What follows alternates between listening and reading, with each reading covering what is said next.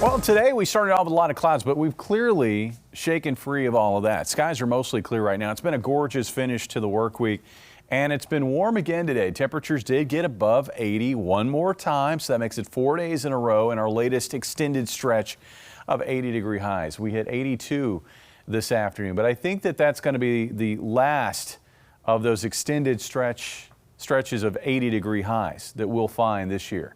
Looks like we are about to get into a much more active pattern, a pattern that is going to unleash cold front after cold front across the area that will keep temperatures a lot closer to normal for this time of the year. Right now we've got, again, mostly clear skies. The cloud cover is pushed off to the east.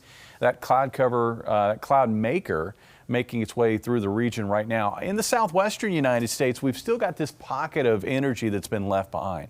We were talking about this yesterday. That is the weekend wild card. And I think a lot of our severe weather risk revolves around that piece of upper level energy and how it moves into the area. And at this stage, looking at everything, yesterday there was the question of how fast that system would move out. Well, today the question really is the timing of thunderstorms and the coverage of thunderstorms in the morning.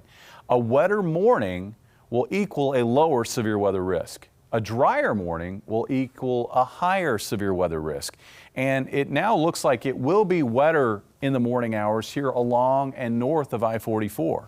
Again, lowering the severe weather risk. But south of I-44, that's where there's going to be more opportunity for the air mass to destabilize and for that higher risk of severe weather. And I've gone ahead and drawn on a dashed line right here from the Fayetteville-Bentonville area northeast across Branson up to about Eminence. I think along and south of that line is realistically where we're going to have that risk of severe weather late Saturday morning into Saturday afternoon. I think north of that line, I think we're going to keep the atmosphere fairly worked over with rain and thunderstorm activity. So let's take a look at the hour-by-hour forecast.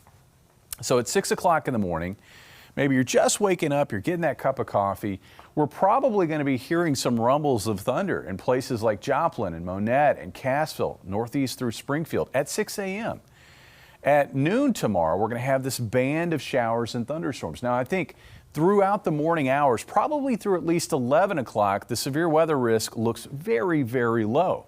But you see this area to the south that's untouched. That's going to be the area where there could be a risk of some strong to severe storms during the afternoon as a line organizes and pushes east and southeast through that area. By 6 o'clock in the evening, it looks like the severe weather risk is pushing east of our area, but there's still going to be a lot of lingering rain and embedded thunder. And that rain will persist, I think, into the evening hours. So if you've got outdoor plans on Saturday, you may have to have a plan B. In fact, if you live along and north of I-44, you're probably going to need a plan B because I do expect it to be wet pretty much from morning into the afternoon and evening hours. That rain should arrive later in the day for areas like Harrison, Mountain Home, and West Plains. Rainfall totals look even more impressive today than yesterday. It looks like many spots will see at least an inch of rain, especially areas along and south of I-44, and some places could see maybe 1 to 3 inches of rainfall and maybe a risk of some very localized flooding. Temperatures tonight will only cool to about 63, and then highs tomorrow because of the wet weather cooler to the north. It looks like upper 60s to low 70s, maybe low to mid 70s. Meanwhile, to the south, it looks like mid to upper 70s for highs. Turning colder and windy overnight Saturday night with a low of 45 Sunday morning and a brisk day. Winds out of the northwest, gusty, high of 65. Looking ahead, more fronts on the way. 76 Monday, but a high of 66 Tuesday and a low of 41 Wednesday morning with more rain moving in toward the end of next week. Jesse? We know you'll